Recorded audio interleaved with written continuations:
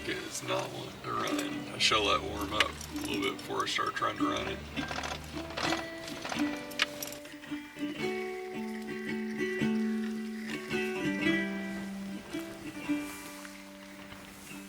Hi guys.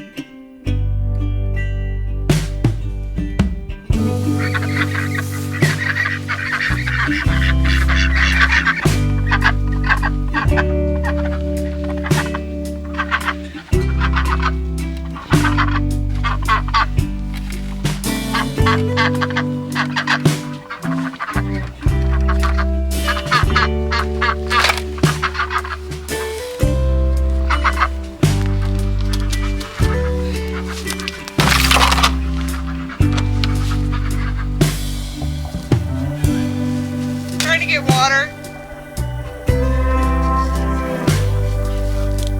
Yeah.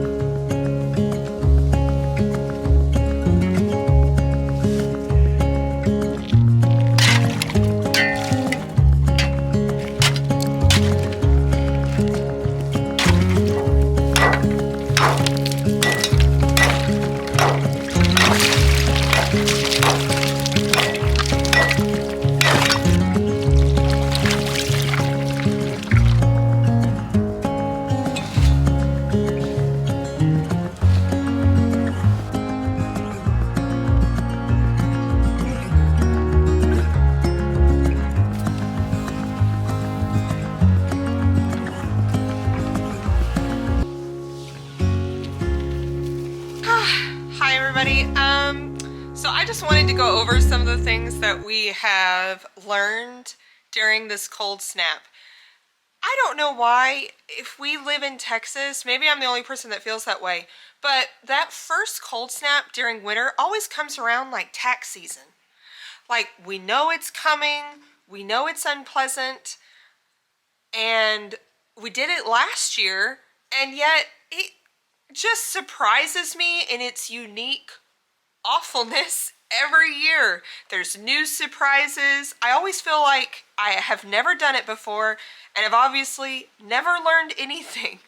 I would also like to start with, I feel incredibly blessed. Despite the issues that we did experience, we never lost power, our pipes didn't freeze, we have heat, we have a fireplace that works, we have hot water, all the things. I feel incredibly blessed. I know that not everybody out there managed to maintain those things, and my prayers are with you, and I hope it's better by now. That being said, I learn new things every year, and hopefully I'll watch this video before next winter and I'll go, remember how that didn't work really well? Or remember how that went great and we were so glad we did that? So one of the things I was so glad that we did was I put that big bucket of water in the shop. This was really great for a couple of reasons. Not that we didn't have hoses that worked, just got us wet in the cold, which I'm sure you know is just really unpleasant and doesn't work really well. By the way, ladies, if you were unaware, you probably already are, but if you get your hair wet when it's like 6 degrees outside, it freezes immediately. And I had this happen to me a couple times where I just had a little bit of water sprayed on me when I was like undoing nozzles and filling up water and it splashed up on me. It froze to my coat, and then when I'm turning my head, I heard this lovely crunch sound, and I was like, my hair is breaking right now, and it just made it really difficult. I thought I would leave my hair down, not because it would be cute or anything. This is not exactly a really cute look, but I thought it would help keep me warm because I've got a lot of it, and I was like, it's gonna work like a scarf, and it did, but when it got wet, it was not a good feeling. So I would highly suggest, if you don't know this yet, pull your hair up when you're outside. Cover your ears. I knew that. I did. You probably saw me in the later videos. I had my face covered. That's, again, for 2 reasons. It's great to cover your face, but it's mostly just so that nobody knows how snotty your face is. Anyway, so I loved the bucket of water.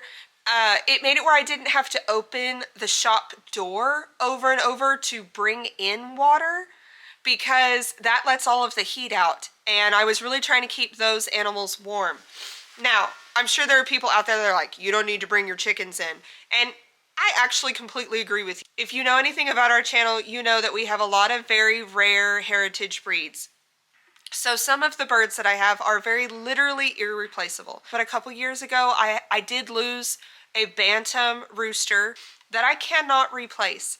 I don't want any of them to die. I don't want to lose a single one. And I'm not saying that anybody's chickens aren't as special as mine. Don't get me wrong.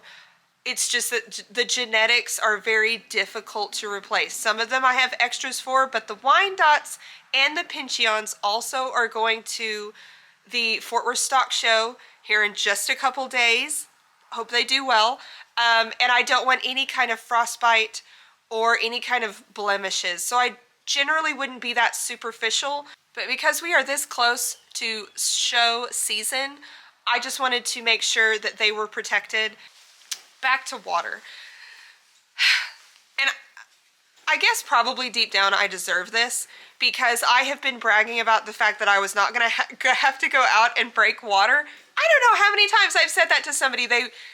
Everybody knows I have so many animals, and they were asking me, they were like, oh, you're just going to be breaking water this entire time out in this cold. And I'm like, no, I'm not. I have tank heaters.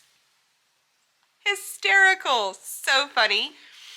The best laid plans, guys. So as you probably noticed, we blew a breaker in our well house, which meant we were just really lucky that our pipes didn't freeze. And because the heater in the well house was off as well. But I had 2 tank heaters, 1 heated water bowl for the ducks, and the heater in the well house all connected to the same circuit and of course it tripped the breaker and nothing was working. And we checked it the night before, but sometime during the night it tripped that breaker, which was plenty of time for there to be about 5 inches of ice on the top of that tank that is down there with our cows. And so we got out there, and the freeze miser had helped a little bit. There was like a little tiny spot of water. But as y'all saw, the other thing that the drip does is it pools water, which then immediately freezes because it is so cold outside, and makes an ice rink around the water tank. Well, for the one close to the house, that didn't matter because it all ran to one side because the tank is kind of at the top of a very slight hill. So the horses and the sheep had access to water, and of course it didn't have a drop frozen on it because the tank heater did its job. But the other one is just an ice rink around it. I did see some of them get some drinks without slipping. At least they do have access to water. That's really good. In general, thank goodness livestock animals are made for the cold. We're not. We don't handle it well. God made all of the animals on this farm to withstand and live through the cold. And it's just really true. My husband saw this picture on Facebook that said, if you really like winter, there's a 95% chance you don't own livestock. I hope to catch you next time here on King Cross Farms. Bye, guys.